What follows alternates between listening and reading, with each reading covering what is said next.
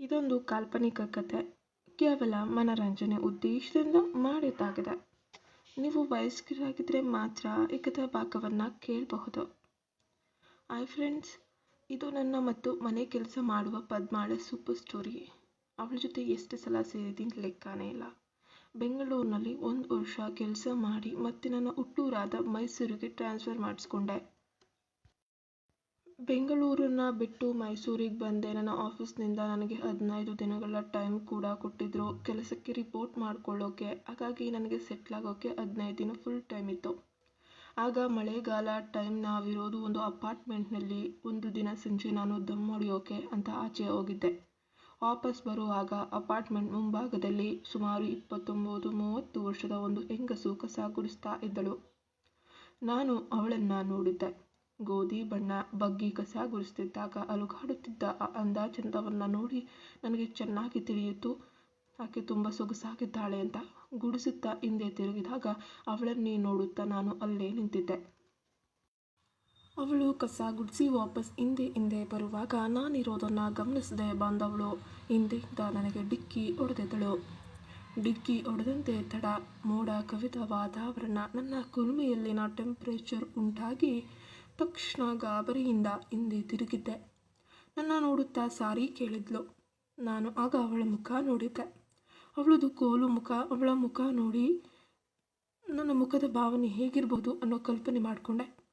ಅವಳ ಮುಖಕ್ಕೆ ಮುಗಿದು ಇನ್ನಷ್ಟು ಸೂಪರ್ ಟಚ್ ಕೊಡ್ತಿತ್ತು. ಅವಳು ಸ್ಮೈಲ್ ಮಾಡ್ತಾ ಅಪಾರ್ಟ್ಮೆಂಟ್ ಒಳಗೆ ಹೋಗಿದ್ಲು.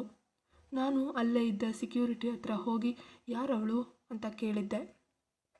ಅದಕ್ಕವನು ಅವಳ ಹೆಸರು ಪದ್ಮ, ಹೊಸದಾಗಿ ಅಪಾರ್ಟ್ಮೆಂಟ್ ಕೆಲಸಕ್ಕೆ ಬಂದಿದ್ದಾಳೆ, ಫಸ್ಟ್ ಫ್ಲೋರಲ್ಲಿ ಕೆಲಸ ಮಾಡ್ತಾಳೆ ಅಂದ. ಆ ಸೆಕ್ಯೂರಿಟಿಯು ಇದನ್ನು ಹೇಳುವಾಗ ತಿರುಗಿಸಿಕೊಂಡು ಹೋಗ್ತಿದ್ದ ಪದ್ಮಾಳ ಕಡೆ ನೋಡ್ತಿದ್ದೆ. ಅವಳ ಮುಖಭಾವನೆಯಲ್ಲಿ ಅವನಿಗೂ ಕೂಡ ಅವಳ ಮೇಲೆ ಜೊಲ್ಲು ಸುರಿತಿರುವ ಭಾವನೆ ಕಂಡಿತ್ತು. ಒಟ್ಟಿನಲ್ಲಿ ಅವಳೊಬ್ಬಳು ಹೊಸದಾಗಿ ಬಂದ ಹಾಟ್ ಬೇಬಿ.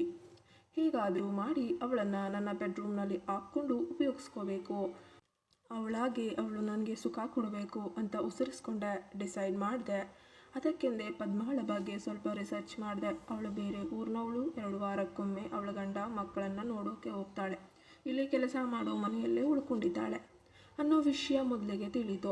ಅವಳು ಕೆಲಸ ಮಾಡೋ ಫಸ್ಟ್ ಫ್ಲೋರ್ನ ಆ ಮನೆಯವರು ಆಗಾಗ trip, tour, out of station ಅಂತ ಆಚೆ ಹೋಗ್ತಾನೆ ಇರ್ತಾರೆ ಅನ್ನೋದು ಕೂಡ ತಿಳ್ಕೊಂಡೆ. ಹಾಗಿದ್ದರೆ ಪದ್ಮ ಮನೆ ಕೆಲಸ ಮಾಡುವುದರ ಜೊತೆಗೆ ಮನೆಯನ್ನು ನೋಡಿಕೊಳ್ಳೋ ನಂಬಿಕಸ್ತ ಕೆಲಸದವಳು ಅಂತ ತಿಳಿಯಿತು. ಇನ್ನಷ್ಟು ತಿಳಿದ ಮೇಲೆ ನನಗನ್ನಿಸಿತು ಪದ್ಮ ಆಗಿದ್ದರೆ ತುಂಬ ದಿನಗಳ ಕಾಲ ಒಬ್ಬಂಟಿಯಾಗಿ ಈ ಫ್ಲಾಟ್ನಲ್ಲಿ ಇರುತ್ತಾಳೆ ಅನ್ನೋದು. ನನಗೂ ಕೂಡ ಇದೇ ಬೇಕಿತ್ತು. ಇದೇ ಸರಿಯಾದ ಸಿಚುಯೇಷನ್ ಅವಳನ್ನು ಪಟಾಯಿಸೋಕೆ, ಅವಳಿಗೆ ಸ್ವರ್ಗ ತೋರಿಸೋಕೆ. ಇಷ್ಟು ವಿಷಯ ತಿಳ್ಕೊಂಡು ನನ್ನ ಪ್ಲ್ಯಾನ್ ವರ್ಕೌಟ್ ಮಾಡಲೇಬೇಕಂತ ರೆಡಿ ಆದೆ. ಪದ್ಮ ಕೆಲಸ ಮಾಡೋ ಆ ಮನೆಯವರನ್ನು ಮೀಟ್ ಮಾಡೋ ಥರ ಹೋಗಿ ಫ್ಲ್ಯಾಟ್ನ ಬೆಲ್ ಒತ್ತೀನಿ. ನನಗೆ ಚೆನ್ನಾಗಿ ಗೊತ್ತಿತ್ತು ಒಳಗೆ ಪದ್ಮ ಬಿಟ್ಟರೆ ಬೇರೆ ಯಾರೂ ಇಲ್ಲ ಅಂತ. ಇದು ಅವಳನ್ನು ಪಡೆಯೋಕೆ ಮೊದಲ ಚಾನ್ಸ್ ಆಗಿತ್ತು. ಪದ್ಮ ಡೋರ್ ಓಪನ್ ಮಾಡಿ ಆಶ್ಚರ್ಯದಿಂದ ನೋಡ್ತಾ ಇದ್ಲು. ಅವಳಿಗೆ ಯಾರೂ ಬರೋಲ್ಲ ಅಂತ ಅಂದ್ಕೊಂಡಿದ್ಲು ಅನಿಸುತ್ತೆ. ನಾನು ಕೂಡ ಅವಳನ್ನು ನೋಡಿ ಫುಲ್ ಸರ್ಪ್ರೈಸ್ ಆಗಿಬಿಟ್ಟೆ. ಅವಳು ಆಗ ತಾನೇ ಸ್ನಾನ ಮಾಡಿ ಬಂದಂತೆ ಕಾಣ್ತಿದ್ಲು. ಅವಳ ತಲೆಯ ಕೂದಲಿನ ನೀರಿನ ಹನಿಗಳು ಇನ್ನೂ ಕೆಳಗೆ ಬೀಳುತ್ತಿದ್ವು. ಅವಳು ಪರ್ಪಲ್ ಕಲರ್ ಸೀರೆಯನ್ನು ಉಟ್ಟುಕೊಂಡಿದ್ಲು. ತುಂಬ ಬ್ಯೂಟಿಫುಲ್ಲಾಗಿ ಕಾಣ್ತಿದ್ಲು. ಅವಳ ತಲೆಯಿಂದ ಬೀಳುತ್ತಿದ್ದ ನೀರು ಆ ಸೀರೆ ನೆನೆದು ಅದು ಟ್ರಾನ್ಸ್ಪರೆಂಟ್ ಆಗಿ ಎದ್ದು ಕಾಣ್ತಿತ್ತು. ನಾನು ಹಾಗೆ ಅವಳನ್ನು ನೋಡುತ್ತಾ ಕಣ್ಣಲ್ಲೇ ತಿನ್ನೋಕೆ ಪ್ರಾರಂಭಿಸಿದ್ದೆ. ಇಷ್ಟೆಲ್ಲವನ್ನ ಕಂಟ್ರೋಲ್ ಮಾಡಿಕೊಂಡು ಸುಮ್ಮನೆ ನಿಂತಿದ್ದ ನಾನು ಕುಮಾರಿದ್ದಾರಾ? ನಾನು ಇಲ್ಲಿಗೆ ಬಂದು ವರ್ಷದ ಮೇಲಾಯಿತು, ಇದ್ದರೆ ಮಾತಾಡಿಸೋಣ ಅಂತ ಬಂದೆ ಅಂತ ಕೇಳಿದ್ದೆ. ಅದಕ್ಕೆ ಪದ್ಮ, ಇಲ್ಲ ಸರ್, ಅವರು ನಿಮಗೆ ಈಗ ಸಿಗೋದಿಲ್ಲ, ಈಗ ಇಲ್ಲಿ ಉಳಿಯೋದೂ ಇಲ್ಲ, ಇವರು ಇಲ್ಲಿಗೆ ಬರೋದು ತುಂಬ ಕಡಿಮೆ ಅಂದರು. ನಾನು ಓಹೋ ಹೌದಾ, ನಾನು ಇಲ್ಲೇ 2ನೇ ಫ್ಲೋರ್ನಲ್ಲಿ ಇರೋದು, ಹಾಗಾದರೆ ನೀವು ಇಲ್ಲಿ ಒಬ್ಬರೇ ಇರೋದು ಅನಿಸುತ್ತೆ. ಅದಕ್ಕೆ ಅವಳು ಹೌದು ಅಂತ ತಲೆಯನ್ನು ಅಲ್ಲಾಡಿಸಿದ್ಲು. ನಾನು ಹೌದೇ, ಇಷ್ಟು ದೊಡ್ಡ ಮನೆಯಲ್ಲಿ ಒಬ್ಬರೇ ಇರುವುದೇ, ಬೋರ್ ಆಗುತ್ತೆ ಅಲ್ವಾ.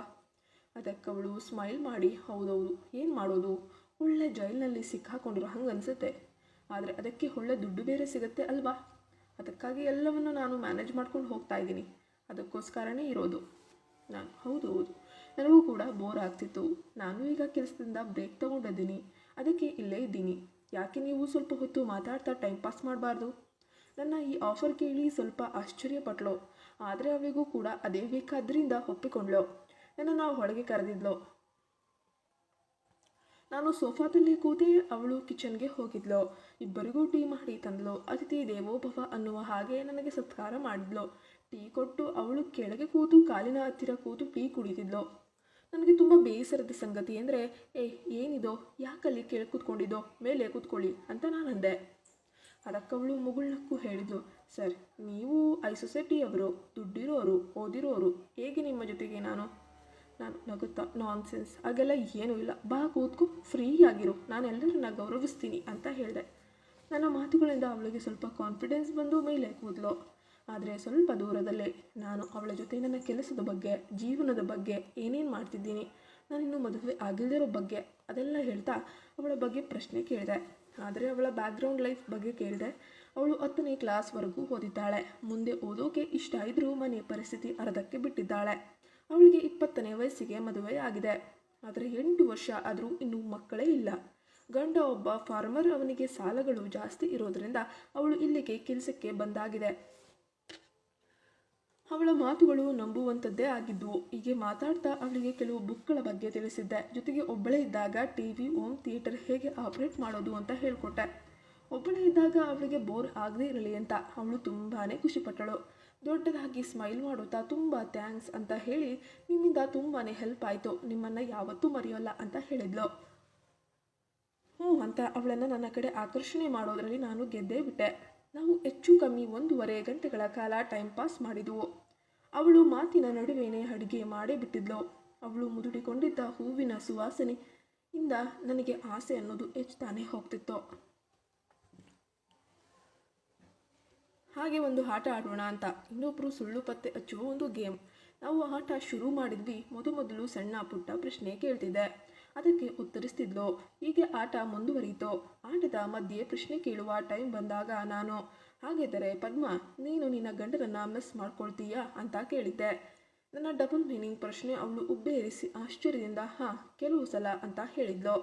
ನಾನು ರಾತ್ರಿ ಹೊತ್ತಲ್ಲ, ಬೆಳಗ್ಗೆ ಹೊತ್ತಲ್ಲ ಅಂತ ಸ್ಮೈಲ್ ಮಾಡುತ್ತಾ ಮರು ಪ್ರಶ್ನೆ ಹಾಕಿದ್ದೆ. ಪದ್ಮ ತಕ್ಷಣ ನಾಚಿಕೊಳ್ಳುತ್ತಾ, ಇಲ್ಲ, ಯಾಕೆ ಇಂತಹ ಪ್ರಶ್ನೆ ಕೇಳ್ತಿದ್ದೀರಿ? ನಾನು ಸೋಫಾದ ಮೇಲೆ ಕೂತ್ಕೊಂಡು ಈ ವಿಷಯದಲ್ಲಿ ನಿನಗೆ ಏನಾದರೂ ಹೆಲ್ಪ್ ಮಾಡಬಹುದಾ ಅಂತ ನಾನು ಊಹಿಸಿದ್ದೆ ಅಂತ ಕೇಳಿದೆ. ಪದ್ಮ ಒಂದು ಸಲ ನನ್ನ ನೋಡಿ ಮತ್ತೆ ನನ್ನತ್ತ ನೋಡಿದ್ಲು. ಆ ಕಣ್ಣೋಟವೇ ಎಲ್ಲವನ್ನ ಹೇಳ್ತಿತ್ತು. ನಾನು ಹಾಗೆ ಅವಳ ಬಳಿ ಹೋದೆ. ಅವಳಿಗೂ ನನ್ನ ತಲೆಯಲ್ಲಿ ಏನಿದೆ ಅಂತ ಗೊತ್ತಾಯಿತು. ಅದಕ್ಕೆ ಅವಳು, ನಿನಗೆ ತುಂಬ ಲೇಟ್ ಆಯಿತು ಅನಿಸುತ್ತೆ ಅಂದ್ಲು. ಆದರೆ ಅವಳಿಗೂ ಇದು ಬೇಕಾಗಿತ್ತು. ನಾನು ಮೆಲ್ಲನೆ ಅವಳ ಮುಂದೆ ಹೋದೆ. ಅವಳು ನಾಚಿಕೆಯಿಂದ ತನ್ನ ಮುಖವನ್ನು ಪಕ್ಕಕ್ಕೆ ತಿರುಗಿಸಿದ್ಲು. ಒಂದು ಸಲ ನಾನು ಅವಳಿಂದ ದೂರ ಬಂದು ಅವಳನ್ನು ದೂರದಿಂದಲೇ ನೋಡಿದೆ. ಅವಳು ಒಂದು ಶಿಲಾ ಬಾಲಿಕೆ ಹಾಗೆ ಕಾಣ್ತಿದ್ಲು. ಅವಳಲ್ಲಿ 3 ಮಚ್ಚೆಗಳಿದ್ವು. ನಾನು, ವಾಹ್, ನೀನು ಒಂದು ಅದ್ಭುತ ಬಾಲಿಕೆ, ನಿನ್ನ ಪೇಂಟಿಂಗ್ ಮಾಡಬೇಕು ಪದ್ಮ. ಪದ್ಮ ಆಶ್ಚರ್ಯದಿಂದ ನೋಡುತ್ತಾ, ನಾನು ನಿನ್ನ ಮುಂದೆ ಹೀಗೆ ನಿಂತಿದ್ದೀನಿ, ಮೊದಲು ನನ್ನನ್ನು ಅನುಭವಿಸಿ ಮುಗಿಸೋದಿಲ್ವಾ? ನಾನು ಅವಳ ಹತ್ತಿರ ಹೋಗಿ, ನಿನ್ನ ಗಂಡನಿಗೂ ನನಗೂ ವ್ಯತ್ಯಾಸ ಇದೆ. ನಿನ್ನ ಗಂಡನಿಗೆ ನಿನ್ನ ಸುಖ ಬೇಕು, ನನಗೆ ನಿನ್ನ ಸುಖ ಬೇಕು ಅಂತ ಅವಳ ಕಣ್ಣುಗಳಲ್ಲಿ ನೋಡುತ್ತಾ ಹೇಳಿದ್ದೆ. ಮತ್ತೆ ನಾನು ಕಪ್ಬೋರ್ಡ್ನಲ್ಲಿದ್ದ ಪೇಂಟಿಂಗ್ ಬ್ರಷ್ಗಳನ್ನು, ಕಲರ್ ಬಾಕ್ಸ್ಗಳನ್ನೆಲ್ಲ ತಂದು ಇಟ್ಕೊಂಡೆ. ಪದ್ಮನ್ನು ನೋಡಿ, ಪೇಪರ್ ಎಲ್ಲಿ, ನನ್ನನ್ನು ಹೇಗೆ ಬಿಡಿಸ್ತೀಯಾ ಅಂತ ಕೇಳಿದ್ದೆ. ನಾನು ಅವಳನ್ನು ನೋಡುತ್ತಾ, ನೀನೇ ಇರುವಾಗ ಪೇಪರ್ ಯಾಕೆ ಅಂತ ಹೇಳಿದ್ದೆ. ಅವಳು ನನ್ನ ಮುಂದಿನ ಕೆಲಸವನ್ನು ಅರಿತವಳು ತುಂಬ ನಾಚಿಕೆಯಿಂದ ಹಿಂದೆ ಸರಿದಿದ್ಲು. ನಾನು ಅವಳ ಪಕ್ಕಕ್ಕೆ ಹೋಗಿ ನಿಂತೆ. ಕಥಾಭಾಗ ಮುಂದುವರಿಯುತ್ತೆ. ನಮ್ಮ ಚಾನಲ್ಗೆ ಸಬ್ಸ್ಕ್ರೈಬ್ ಆಗಿ ಸಪೋರ್ಟ್ ಮಾಡಿ.